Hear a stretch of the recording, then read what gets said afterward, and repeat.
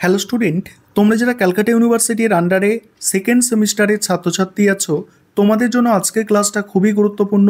আজকের ক্লাসে তোমাদের ইএনভিএস অর্থাৎ পরিবেশবিদ্যা সাবজেক্টের 3 নম্বর ইউনিট থেকে গুরুত্বপূর্ণ 20টি 2 নম্বরের প্রশ্ন উত্তর নিয়ে আলোচনা করব।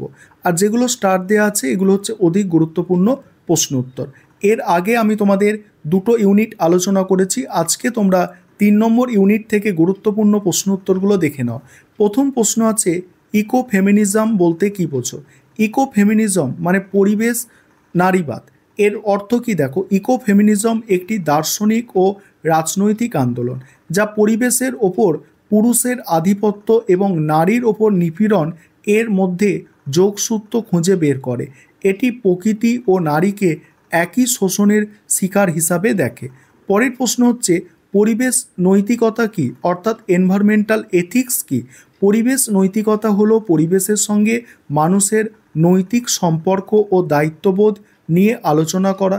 এটি প্রাকৃতিক পরিবেশ এবং অন্যান্য জীবনগুলির প্রতি মানুষের কী ধরনের আচরণ করা উচিত তা নিয়ে নীতিগত ধারণা তৈরি করে। পরের প্রশ্ন হচ্ছে, জনসংখ্যা বৃদ্ধির দুটি প্রধান পরিবেশগত প্রভাব। জনসংখ্যা বৃদ্ধির ফলে কী প্রভাব পড়ে? 1 নম্বর হচ্ছে খাদ্য, জল ও বাসস্থানের চাহিদা মেটাতে প্রাকৃতিক সম্পদের অতিরিক্ত ব্যবহার এবং বনভূমি হ্রাস। 2 নম্বর হচ্ছে অতিরিক্ত ভোগ ও বর্জ্য সৃষ্টির ফলে জল, বায়ু ও মাটির ব্যাপক দূষণ। পরের প্রশ্ন 4 নম্বর প্রশ্ন, পুনর্বাসন ও পুনর্স্থাপনের ধারণাটি ব্যাখ্যা করো।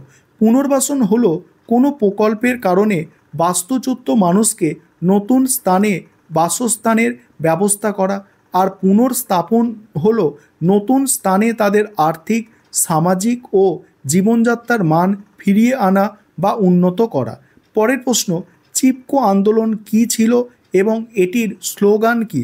চিপকো আন্দোলন ছিল উত্তরাখণ্ডে বৃক্ষ রক্ষার জন্য একটি অহিংস জন আন্দোলন, যেখানে মহিলারা গাছকে জড়িয়ে ধরে গাছ কাটা বন্ধ করতেন।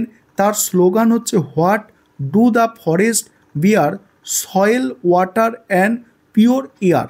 দেখো পরের প্রশ্ন, সাইলেন্ট ভ্যালি আন্দোলনের তাৎপর্য। তাৎপর্য মানেই হচ্ছে গুরুত্ব। সাইলেন্ট ভ্যালি আন্দোলন কেরালায় হয়েছিল 1970-এর দশকে। সাইলেন্ট ভ্যালি আন্দোলন ছিল একটি প্রস্তাবিত জলবিদ্যুৎ প্রকল্পের বিরুদ্ধে প্রতিবাদ। এর মাধ্যমে ভারতে বিরল চিরহরিৎ বন এবং তার জীববৈচিত্র্য রক্ষার গুরুত্ব তুলে ধরা হয়। পরের প্রশ্ন, বিষ্ণুই আন্দোলন সংক্ষেপে ব্যাখ্যা করো। বিষ্ণুই আন্দোলন হলো রাজস্থানের খেজারলিতে গাছ রক্ষা করতে গিয়ে অমৃতা দেবী বিষ্ণুই এবং তার সম্প্রদায়ের 363 জনের আত্মবলিদানের ঘটনা। এটি বৃক্ষ ও বন্যপ্রাণী রক্ষার জন্য প্রাচীনতম আন্দোলনগুলির একটি। নেক্সট প্রশ্ন, বৃহৎ বাঁধ আন্দোলন বা বিগ ড্যাম মুভমেন্ট বলতে কী বোঝো? বৃহৎ বাঁধ আন্দোলন হলো বড় জলবিদ্যুৎ বা সেচ বাঁধ নির্মাণের বিরুদ্ধে স্থানীয় মানুষ, পরিবেশ কর্মী ও এনজিওদের প্রতিবাদ। এর মূল কারণ হলো ব্যাপক বাস্তুচ্যুতি, জীববৈচিত্র্যের ক্ষতি এবং পরিবেশের ভারসাম্য নষ্ট হওয়া। এটা বড় বাঁধ আন্দোলনও ভাষাটা এইভাবেও দিতে পারে। তারপরের প্রশ্ন, পরিবেশ সংরক্ষণে সংস্কৃতির ভূমিকা কী? বহু সংস্কৃতিতে নদী, গাছ, পাহাড়কে পবিত্র মনে করা হয়। এই ধরনের ঐতিহ্যগত বিশ্বাস ও মূল্যবোধ প্রাকৃতিক সম্পদকে রক্ষা করার জন্য একটি শক্তিশালী সামাজিক ভিত্তি তৈরি করে। পরের প্রশ্ন হচ্ছে, ইকোসেন্ট্রিক দর্শন কী? ইকোসেন্ট্রিক দর্শন অনুযায়ী মানুষ ও পরিবেশের অন্য সকল উপাদান সমানভাবে মূল্যবান। এই দর্শনে মানুষ নিজেদেরকে প্রকৃতির একটি অংশ মনে করে, শাসক নয়। পরের প্রশ্ন উত্তরগুলো নিয়ে আলোচনা করব।